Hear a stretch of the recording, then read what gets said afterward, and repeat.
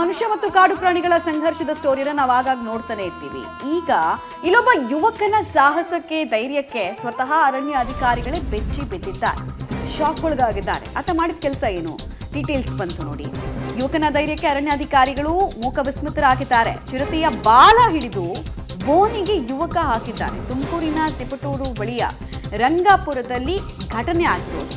ಹಲವು ದಿನದಿಂದ ಚಿರತೆ ಇಲ್ಲಿ ಕಾಣಿಸ್ಕೊಳ್ತಾ ಇತ್ತು. ಜನ ಆತಂಕದಲ್ಲಿದ್ರು. ಚಿರತೆ ಹಿಡಿರಿ ಅಂತ ಅರಣ್ಯ ಇಲಾಖೆಯ ದುಂಬಾಲ್ ಬಿದ್ದಿದ್ರು. ಬೋನನ್ನ ಇಡ್ಲಾಗಿತ್ತು ಅರಣ್ಯ ಇಲಾಖೆ ಕಡೆಯಿಂದ. ಬಟ್ ಚಿರತೆಯನ್ನ ಸೆರೆ ಹಿಡಿಯುವಲ್ಲಿ ಯಶಸ್ವಿ ಆಗಿರಲಿಲ್ಲ. ಈ ವೇಳೆ ಚಿರತೆಯ ಬಾಲ ಹಿಡಿದು ಬೋನಿಗೆ ಯುವಕ ಆನಂದ್ ಅನ್ನೋನು ಹಾಕಿದ್ದಾನೆ. ಆನಂದ್ ಸಾಹಸಕ್ಕೆ ಅರಣ್ಯ ಸಿಬ್ಬಂದಿಗಳು ಹಾಗೂ ಗ್ರಾಮಸ್ಥರು ಮೆಚ್ಚುಗೆಯನ್ನ ವ್ಯಕ್ತಪಡಿಸ್ತಾ ಇದ್ದಾರೆ. ಏನ್ ಧೈರ್ಯ ಇರಬೇಕು ಈ ಯುವಕನಿಗೆ ಅಂತ ಹೇಳಿ. ಅದು ನಾಯಿ ಮರಿಯನ್ನೋ ಕುರಿಯನ್ನೋ ಹಿಡಿಯೋ ಹಾಗೆ ಆತ ಬಾಲವನ್ನು ಹಿಡಿದಿದ್ದಾನೆ. ಚಿರತೆ ಕಂಡು ಮೈಲಿ ದೂರ ಓಡ್ತೀವಿ, ಗಾಡಿಗಳನ್ನ ಯೂಟರ್ನ್ ಮಾಡ್ಕೊಂಡ್ಬಿಡ್ತೀವಿ.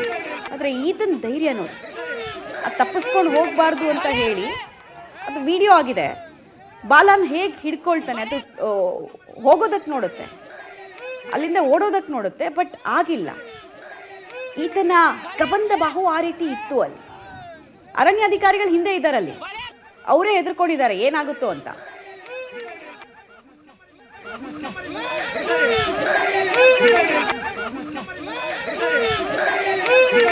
ಭಲೆ